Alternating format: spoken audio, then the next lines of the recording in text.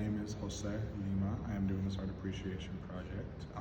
I did do it over the Lamentation of the Christ, painted by Giotto di Bordone, born in 1266, died in 1337, and this painting, fresco actually, was drawn in 1306.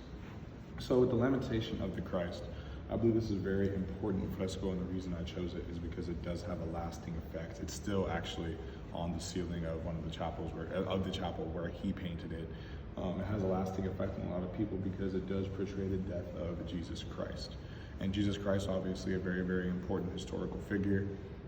Regardless if you're religious or not, you know who Jesus Christ is, and he's always been the subject of a lot of controversy and a lot of stuff like that. And so any artist that undertook the depiction of any part of his life, like the Last Supper, or when he was born, him in the manger, or in this case, his death, they did have to put a decent amount of work and a lot of effort into it to avoid scrutiny and also to avoid any kind of backlash they would get for depicting the Christ, especially back then, because there were a lot more religious back then than honestly we are now, especially over in Italy and in areas like that. And so what I want to talk about this is, first of all, I would like to talk about the focal point of the fresco, which is of course the dead body of the Christ right here. It's depicting Jesus after he's been taken down from the crucifix, and he does have his mother, Mary, around him, as well as some of his disciples and a couple other people that are very important to him. You can see the grief very, very well painted out in Mary's face as she holds the dead body of her son.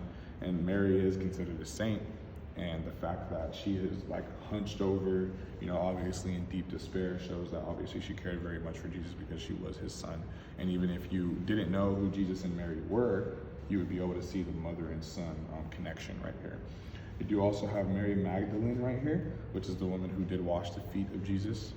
She is also depicted again by his feet as well this time, which is a really good form of symbolism by Giotto, showing that she never really left the place where she met Jesus in the first place, which is showing of faith and a showing of posterity towards the Lord here. And then also you do have a couple of his disciples. I believe this is Matthew, and then you'll do also a couple of his handmaidens over here as well, and some of his followers that did listen to his words and his teachings throughout his life that are present during his death as well. Also above, you do have angels, or baby angels, or big angels. They are flying and they are looking directly down towards the Christ. You can see the grief as well in the praying arms of many of the angels, because they are lamenting over the death of their Lord, even though, of course, he did go to heaven afterwards, and he did rise again after 3 days. Right now, this is the dead body of the Christ here. And you can see every viewpoint, every eyes are all focused down into this one point, that this is the center focal point of the piece, the dead body of the Christ. Also, the stone slab back here does act as kind of like a dividend towards the fresco, between the background and also between the main part of it. This works really well because it shows the closeness of where everybody is at and where everybody is located. And then, like I said, it works really well as a divider between the back and the front of the photo. I do believe here that Giotto did spend a lot of time on this painting, like I said earlier in the video, to avoid scrutiny and to be able to make a correct and accurate depiction of the death of the Christ. And also, like I said, this has a lot of spiritual and religious symbolism, because this is Jesus Christ, and he is the focal point of one of the major religions of the world, and showing that depicting his death has always been a very, very important part of art. But Giotto did do this a lot differently than all of the other artists. He's put a lot more color into it, and he has depicted the characters a little bit differently than the time period. Normally in this time period here, which is considered the Byzantine kind of area of painting, where a lot of painters and artists got their work from, their characters were a little bit blander, there wasn't as much color, they were more two-dimensional.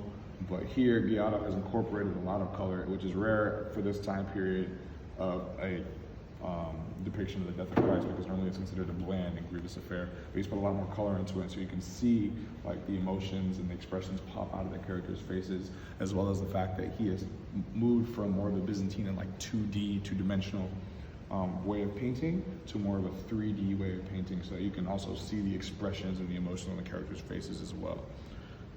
Lastly, I do also want to say that Giotto was a pioneer of sorts when it came to painting.